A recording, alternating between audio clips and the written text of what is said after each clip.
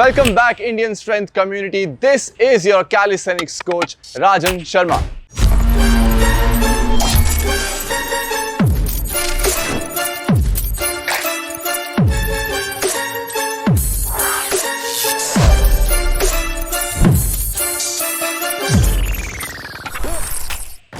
आज की इस वीडियो में हम आपको बताएंगे कि आप अपना फ्रंट लीवर कैसे अनलॉक कर सकते हैं।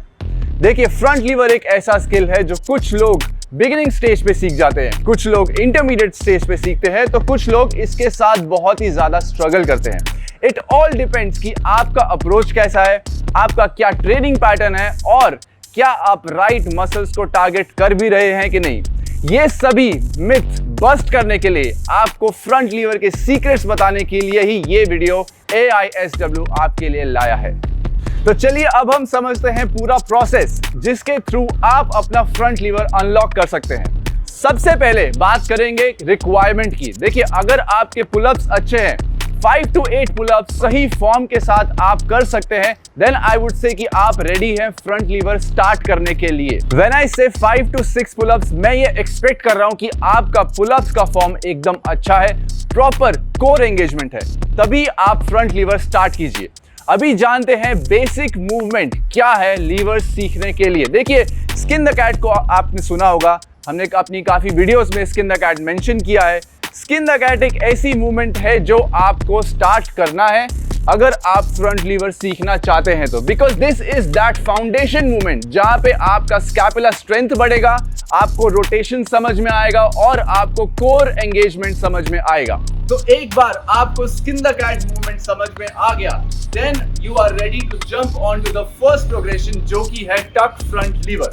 अभी टक फ्रंट लीवर कैसे होल्ड करते हैं, देखिए इस स्किन द कैट में ही जो मूवमेंट आता है वही पोजीशन आपको एक सर्टेन पीरियड ऑफ टाइम के लिए होल्ड रखना है।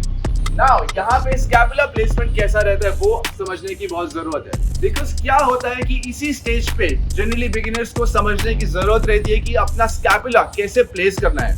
एलिवेटेड रहेगा, डिप्रेस रहेगा, रिट्रैक्टेड रहेगा, प्रोट्रैक्टेड रहेगा। अगर इसी स्टेज पे वो चीज करेक्ट कर ली जाए तो आगे जाके एडवांस होल्ड में, एडवांस प्रोग्रेशन में वो ज्यादा हेल्पफुल रहता है। तो let's understand how is the scapula placed.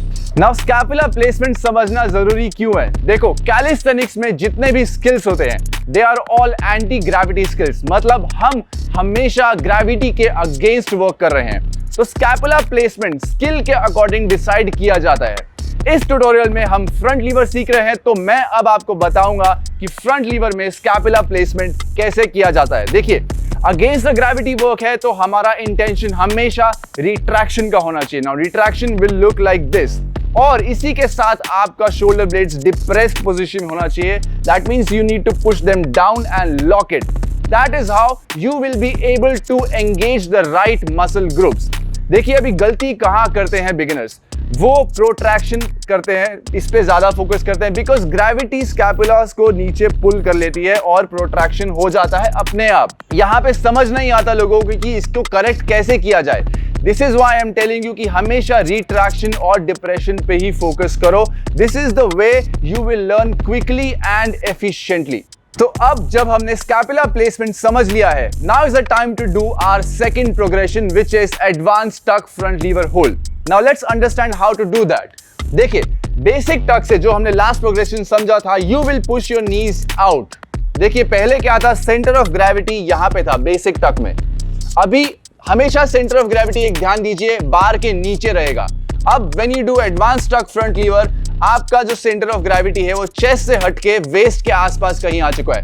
That is why basic tuck से एडवांस टक आने में थोड़ा स्ट्रगल रहता है, बिकॉज सेंटर ऑफ ग्रेविटी यहां से यहां शिफ्ट हो रहा है। That means you will now have greater core engagement. Glutes engagement अभी तक एक्शन में नहीं आया, बिकॉज वो आगे आने वाले प्रोग्रेशन में होगा। बट यहां पे एक चीज ध्यान में रखने वाली है, स्कैपुला। पहले भी बताया मैंने, स्कैपुला हमेशा डिप्रेस रखिए, रिट्रैक्शन पे हमेशा फोकस कीजिए, तभी आपका मसल ग्रुप जो एंगेज होने वाला है, रिक्वायर्ड है, वो एंगेज होगा। तो अगर आपके पास बारबल और बेंच अवेलेबल है तो मैं आपको बताता हूं कि आप कैसे टेस्ट कर सकते हैं कि आपका वीक लिंक क्या है। देखिए, एक चीज आपको जो मेक श्योर करना है कि आपका जो हिप है वो एक्सटेंडेड है, मतलब हिप जो है बेंच पे रेस्ट नहीं कर रहा है। बेंच जो खत्म हो रहा है वो यहाँ पे टेल बोन पे ही खत्म हो रहा है। इसके आगे आपका जो लोअर बॉडी है वो एक्सटेंडेड है। नाउ यहाँ से आप इमेजिन कीजिए कि आपने फ्रंट लीवर का ग्रिप लिया है। आपका बैक आपको मेक श्योर करना है कि नीचे बेंच पे टच है, in contact with the bench. यहां से अभी आप अपने दोनों लेग्स को ऊपर लिफ्ट करेंगे, एक्सटेंड करेंगे। अगर आप ये इजीली कर पा रहे हैं तो समझिए कि आप में कोर स्ट्रेंथ है। बट अगर आपके साथ ऐसा हो रहा है कि आप लेग्स लिफ्ट करते ही आपके लेग्स नीचे आ रहे हैं, दैट मीन्स आपके पास कोर स्ट्रेंथ इनफ नहीं है। मैं वापस से रिपीट करता हूं, अगर आपके लेग्स आसानी से आप होल्ड कर पा रहे हैं हवा में, that means you have the core strength. All you need to work on is your lat strength. अगर आपसे ये लेग्स हवा में इजीली होल्ड नहीं हो पा रहा है, that means you have the lat strength, but all you need to work on is your core. So एक बार जब आपको आइडिया आ गया है कि आपका वीक लिंक कोर है या फिर लैट्स है, उसके बाद आप नेक्स्ट प्रोग्रेशन पे मूव होने के लिए तैयार हैं। चलिए नेक्स्ट प्रोग्रेशन जो है, third progression, which is straddle front lever. अभी स्ट्रैडल फ्रंट लीवर में कैसे होता है, देखिए straddle front lever is basically where you open the legs wide and hold that front lever position. यहाँ पे अगेन सेंटर ऑफ ग्रेविटी आगे shift हो रहा है। देखिए कैसे टक में यहाँ पे था, एडवांस टक में यहाँ था, अभी स्ट्रैडल में और आगे शिफ्ट हो रहा है। दैट मीन्स डिफिकल्टी लेवल आपके लिए बढ़ता जा रहा है।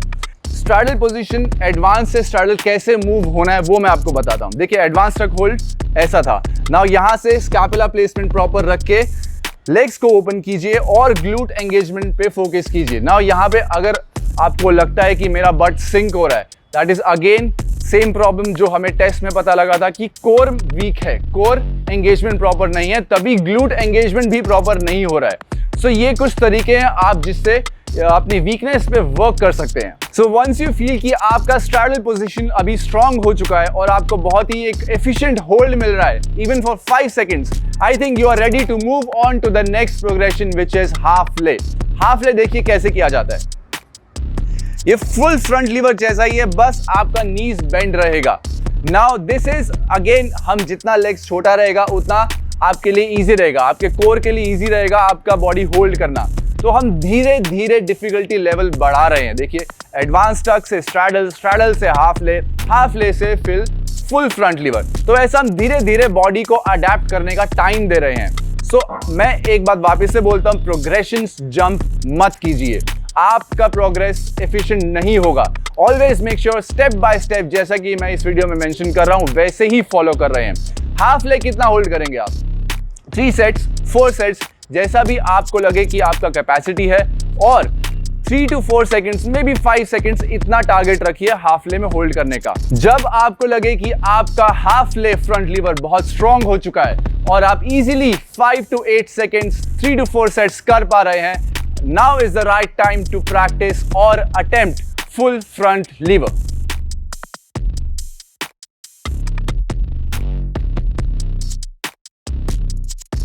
इसके अगेन आप 3 to 4 सेट्स अटेम्प्ट दीजिए, कोशिश कीजिए 3 to 5 सेकंड्स आप होल्ड कर पा रहे हैं। इसमें काफ़ी कुछ चीज़ें हैं जो आप ऐड कर सकते हैं। मे बी आप बैंड के साथ प्रैक्टिस कर रहे हैं, मे बी इसमें भी जैसे हमने स्ट्रैडल में नेगेटिव्स प्रैक्टिस किए थे वो आप प्रैक्टिस कर रहे हैं, रेजेस प्रैक्टिस कर रहे हैं, ice cream makers, there are lot of exercises which you can add to boost your progress. तो अगेन आप होल्ड करेंगे 3 to 4 सेट्स, 3 to 5 सेट्स, और आपका ऐसे ही प्रोग्रेस बढ़ता रहेगा और फ्रंट लीवर पोजीशन आपका स्ट्रांग होता रहेगा। बस एक बात का ध्यान रखिए कि स्कैपुला प्लेसमेंट सबसे ज्यादा इंपॉर्टेंट है।